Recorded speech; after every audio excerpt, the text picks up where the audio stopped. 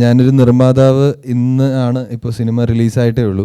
ഇതുവരെയുള്ള കാര്യങ്ങളെ as A നിർമ്മാതാവ് എന്നുള്ള രീതിയിൽ ഞാൻ എക്സ്പീരിയൻസ് ചെയ്തിട്ടുള്ളൂ. ഇതിന് മുമ്പുള്ള സിനിമകളൊക്കെ വേറെ നിർമ്മാതാക്കളാണ്. ഇപ്പോൾ ചേട്ടൻ പറഞ്ഞ കാര്യങ്ങളൊക്കെ ഇനിയിപ്പോൾ എനിക്ക് തോന്നുന്നു മാസാവസാനമോ പുതിയ മാസങ്ങളിലോ ആണെന്ന് തോന്നുന്നു പ്രൊഡ്യൂസർ അസോസിയേഷൻ ഇങ്ങനെ ചാർട്ട് പുറത്തേക്ക് വിടുന്നത്. അവരത് വിട്ടാലാണ് ഇനി എൻ്റെ സിനിമയ്ക്ക് എന്ത് സംഭവിക്കും, അല്ലെങ്കിൽ ആ സംഭവം കൊണ്ട് എൻ്റെ സിനിമയ്ക്ക് എന്താണ് ബുദ്ധിമുട്ടാണോ അല്ലെങ്കിൽ പോസിറ്റീവായിട്ടാണോ സംഭവിക്കുക, അല്ലെങ്കിൽ സോഷ്യൽ ഇമേജ് എങ്ങനെ ഉണ്ടാകും എന്നുള്ളതൊക്കെ എനിക്ക് എക്സ്പീരിയൻസ് ചെയ്യാൻ പറ്റിയിട്ടുള്ളൂ. ഇപ്പോൾ ഹൈദരൊക്കെ പറഞ്ഞ ഈ കാര്യങ്ങൾ ഞാൻ കൂടുതലായിട്ട് എനിക്കതൊന്നും ഫോളോ ചെയ്യാൻ പറ്റിയിട്ടില്ല. കാരണം ലാസ്റ്റ് ഒരു 6 മാസം 7 മാസമൊക്കെ ആയിട്ട് ഞാൻ ഈ സിനിമയുടെ പോസ്റ്റ് പ്രൊഡക്ഷനും കാര്യങ്ങളൊക്കെ ആയിട്ട് തന്നെ വർക്കിലായിരുന്നു. അപ്പോൾ അതുകൊണ്ട് തന്നെ ടു മച്ച് ഓഫ് ഇൻവോൾവ്മെൻറ്റ് ഉണ്ടായിട്ടില്ല എനിക്ക്. അതുകൊണ്ട് തന്നെ അതിൻ്റെ സോഷ്യൽ എന്താണ് അതിനുള്ള ഇമ്പാക്റ്റ് എന്നുള്ള കാര്യങ്ങൾ എനിക്കറിയില്ല. നമുക്ക് നോക്കാം.